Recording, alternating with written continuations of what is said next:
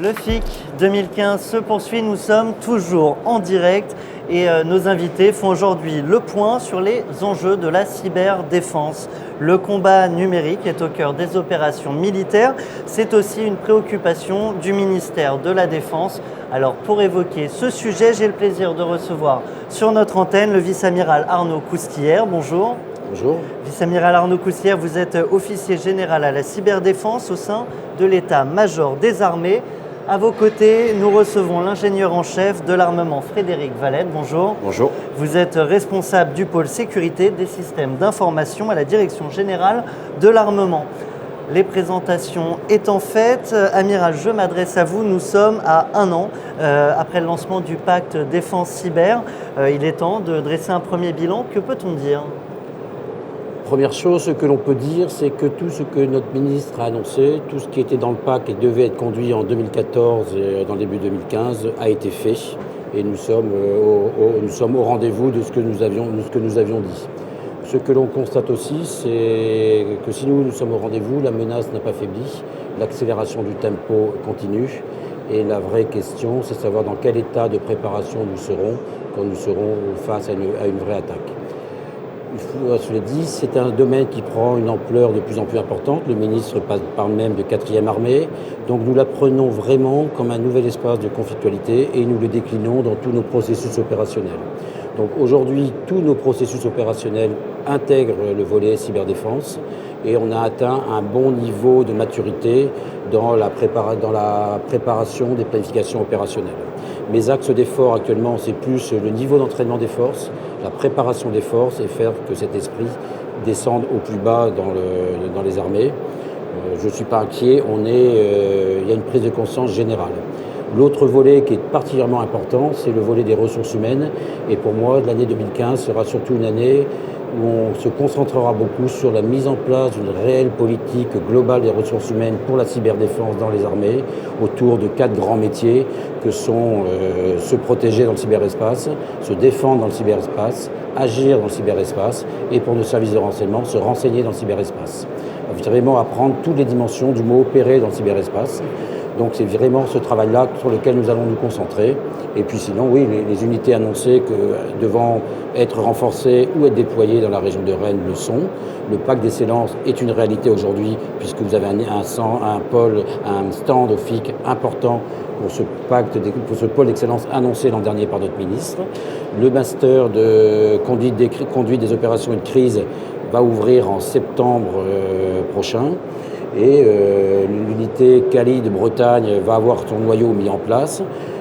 On crée une compagnie de combat cyberélectronique avec un premier noyau dès l'été prochain. Donc nous sommes sur notre plan de montée en puissance totalement conforme à ce qui a été prévu et dans le tempo. Donc je te laisse Frédéric. Vous souhaitiez réagir pour la DGA, c'est que pareil, tous les objectifs qui ont été confiés à la DGA par le ministre ont été tenus. La DGA est principalement impactée par deux axes. L'aspect RH, où, comme l'a dit l'amiral, on suit les courbes de montée en puissance en trouvant des personnels de très haute compétences techniques, puisqu'on est sur le bassin rennais et on trouve toutes les compétences qui nous vont bien être dans besoin. Et deuxième axe qui nous concernait, c'est la partie innovation, où là aussi, tous les engagements pris par le ministre ont été tenus, avec une augmentation très significative des montants liés aux études d'amont, qui ont été triplés depuis 2012, puisqu'on est aujourd'hui à peu près à 30 millions d'euros d'investissement pour l'innovation. Et puis je dirais que dans le cadre du pôle d'excellence cyber, la partie recherche a aussi été largement développée avec la mise en place d'une convention de partenariat entre le ministère de la Défense, la région et les instituts de recherche intéressés par le domaine de la cyberdéfense dans le bassin breton. Donc si je comprends bien, aujourd'hui, quand le président François Hollande déclare « on est en guerre », nous sommes aussi en cyberguerre. Oui, moi j'aime pas beaucoup le terme cyberguerre et ni même le terme d'attaque informatique, parce qu'on utilise ce même terme à la fois pour des actes de contestation, comme on l'a vu la semaine dernière, mais aussi pour des actes d'attaque beaucoup plus profondes qui ont une vision stratégique.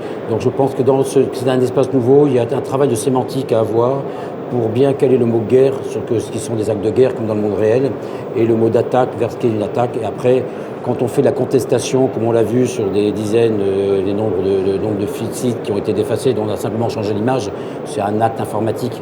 Il ne faut pas faire trop de catastrophisme.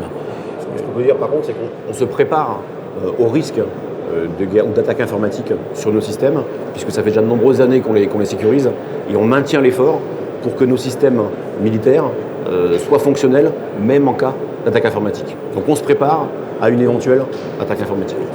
Je veux pas nier l'existence d'un volet de guerre informatique, elle existe, on s'y prépare, elle peut avoir des effets identiques que dans le monde réel, mais il ne faut pas tout mélanger. Il y a un spectre très très large d'action. Oui, la guerre informatique existe, mais c'est pas ce qu'on voit tous les jours.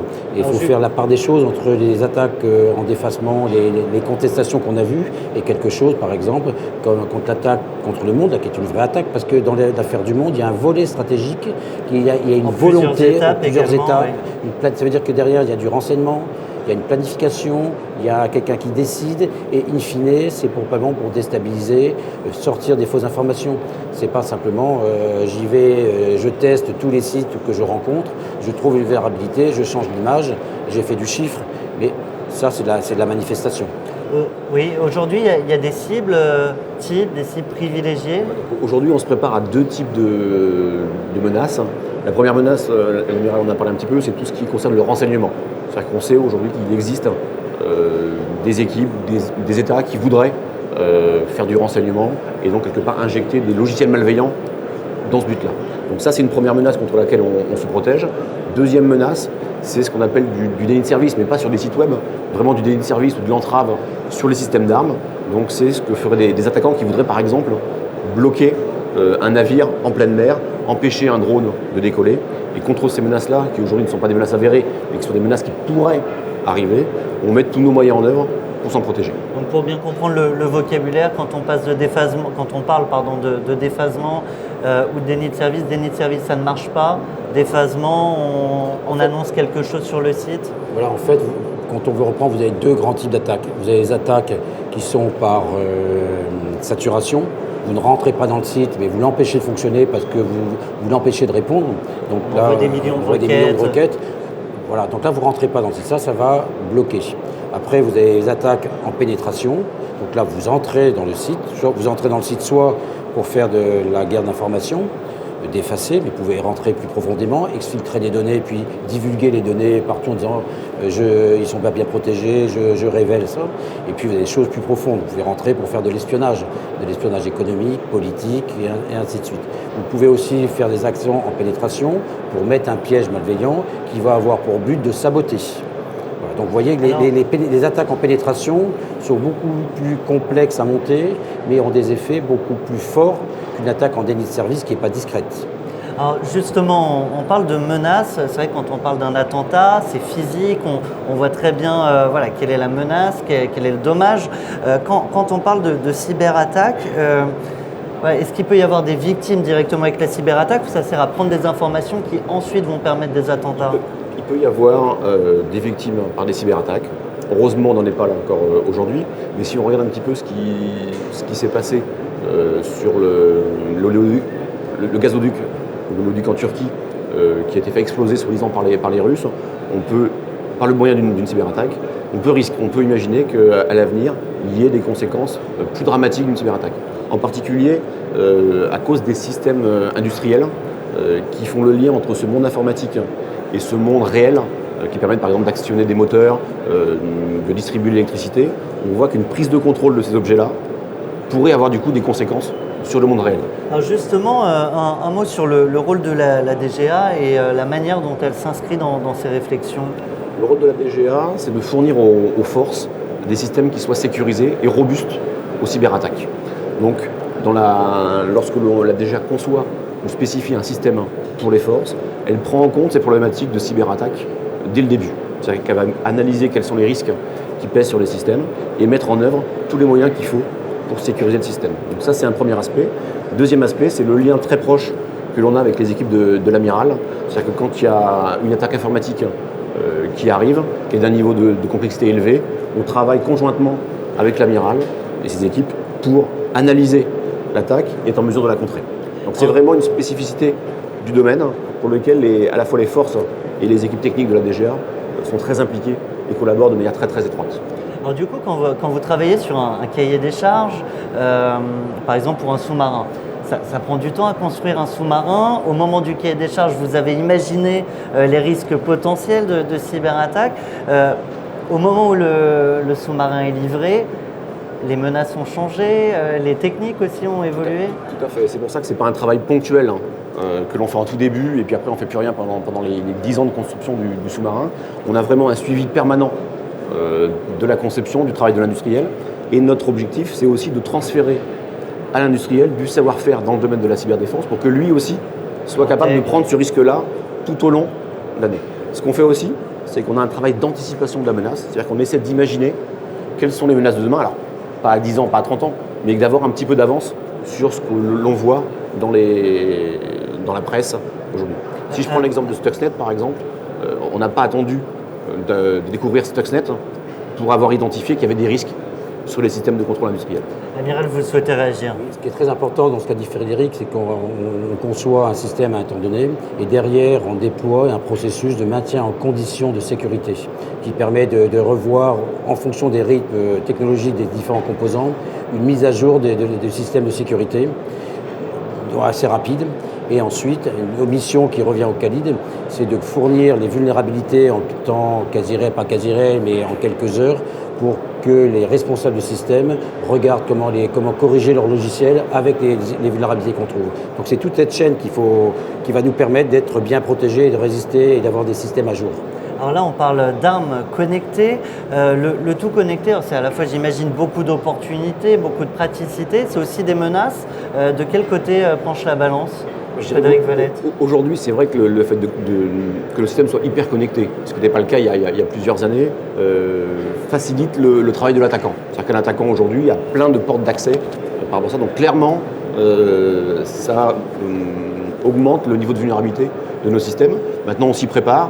Et l'objectif de la DGA, c'est pas d'empêcher les systèmes d'armes d'être performants, mais c'est bien d'accompagner à la fois la performance du système d'armes avec les meilleures technologies qui soient, et en particulier le fait d'être hyper connecté apporte une grosse plus-value d'un point de vue opérationnel. Et c'est bien de sécuriser ça et donc de prendre toutes les mesures pour que ces chemins qui sont ouverts soient bien sécurisés.